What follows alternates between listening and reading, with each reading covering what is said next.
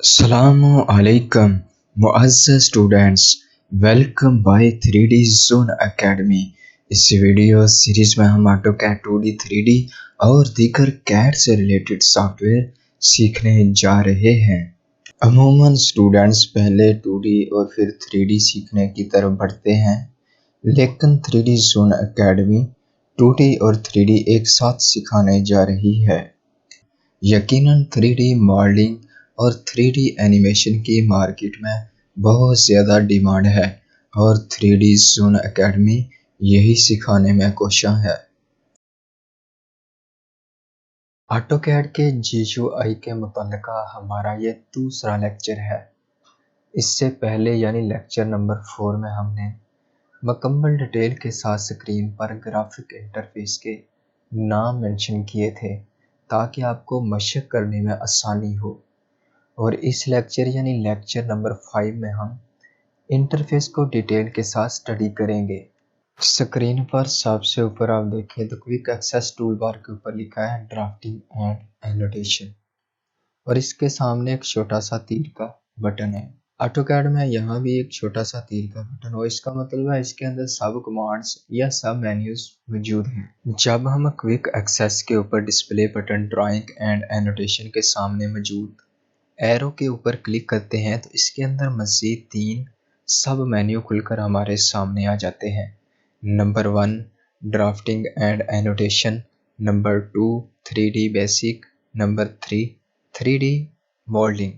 گویا auto desk نے اپنے یوزر کی آسانی کے لیے 2D کمانڈز کو الگ کر دیا ہے اور 3D کمانڈز کو الگ کر دیا ہے، اور اگر ہم مکمل طور پر 2D ورک کرنا چاہتے ہیں تو ڈرافٹنگ اینڈ اینوٹیشن کے اوپر کلک کریں۔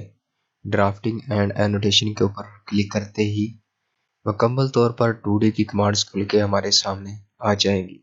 اگر ہم بیسک 3D ورک کرنا چاہتے ہیں تو 3D بیسک کے اوپر کلک کریں، یہ چند کمانڈز 3D کی کھل کے ہمارے سامنے آ جائیں گی۔ اگر ہم مکمل طور پر 3D ورک کرنا چاہتے ہیں جس میں بڑے بڑے پروجیکٹ بھی شامل ہیں تو 3D ماڈلنگ کے اوپر کلک کریں۔ 3D ماڈلنگ کے اوپر کلک کرتے ہی 3D ماڈلنگ کی کمانڈز کھل کر ہمارے سامنے آ جائیں گی، جن میں 2D کمانڈز بھی موجود ہیں جو کہ 3D ماڈلنگ کے دوران استعمال کی جاتی ہیں، جیسا کہ یہ ڈرا مینیو، اس میں مکمل طور پر 2D کی کمانڈز موجود ہیں۔ اسی طرح ہوم ٹیب کے اندر ماڈلنگ پینل بھی موجود ہے جس میں مکمل طور پر 3D کی کمانڈز موجود ہیں۔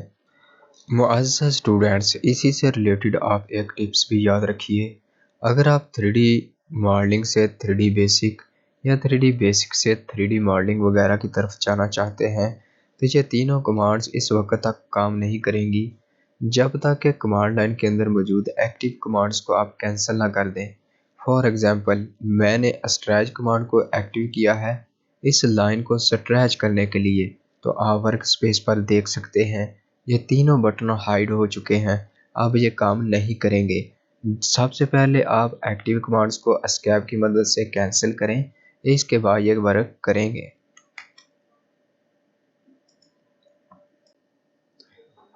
معزز اسٹوڈینٹس، کوئک ایکسیس ٹول بار کے اندر ہی آپ کو نیو کا بٹن نظر آئے گا، یہاں سے آپ ایک نیو ڈرائنگ کریٹ کر سکتے ہیں، اور اس کے بعد اگلا بٹن ہے اوپن، یعنی جو آپ نے پہلے سے ڈرائنگ سیو کر رکھی ہیں ان کو اوپن کرنے کے لیے آپ کے پاس یہ اوپن کا بٹن استعمال ہوتا ہے، اور اس کے بعد اگلا بٹن ہے سیو ایز، یعنی جو آپ نے پہلے سے ڈرائنگ سیو کر رکھی ہے آپ اس کی لوکیشن یا ان کا نام چینج کرنا چاہتے ہیں تو یہاں سے آپ وہ بھی کر سکتے ہیں۔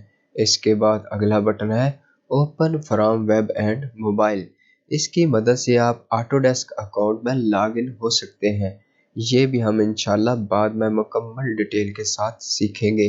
اس کے بعد اگلا بٹن ہے پلاٹ، یہاں سے آپ پہلے سے تیار شدہ ڈرائنگ کے پرنٹ آؤٹ لے سکتے ہیں، اور اس کو بھی ہم انشاءاللہ ڈیٹیل کے ساتھ بعد میں سیکھیں گے۔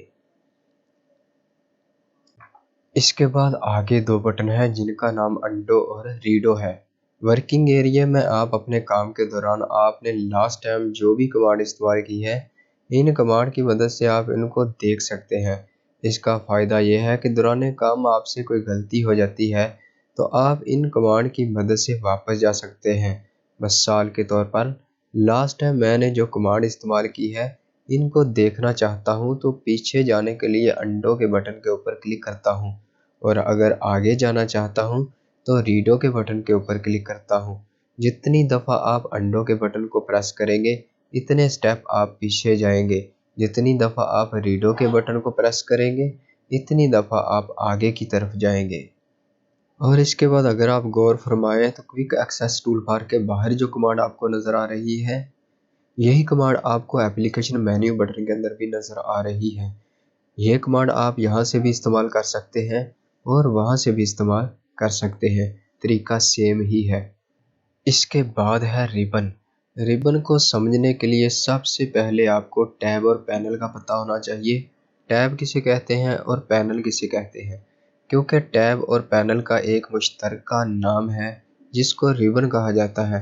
یہ جو سکرین پر آپ کو home, insert, annotate, parametric, view, manage وغیرہ نظر آ رہے ہیں یہ سارے ٹیب ہیں۔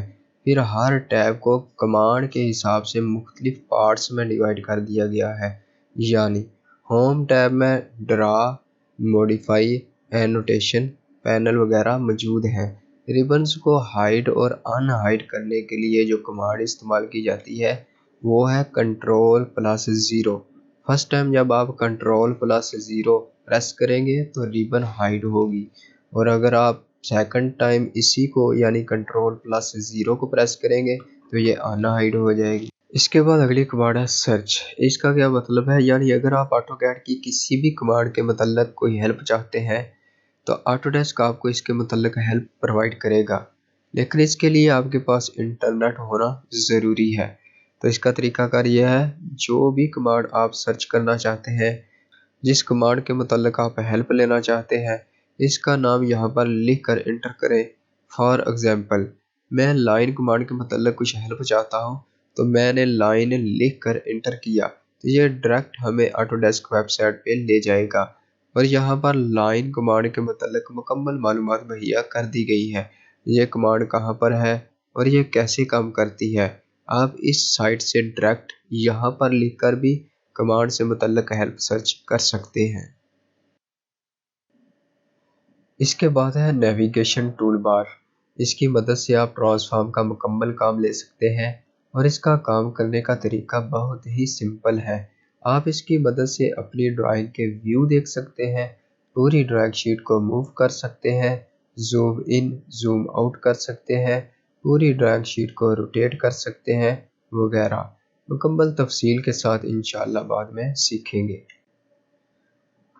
اس کے بعد ہے کمانڈ لائن، یعنی اس پر آپ اپنی مطلوبہ کمانڈ کی شارٹ کٹ لکھ کر اپنے کام کو جاری کر سکتے ہیں۔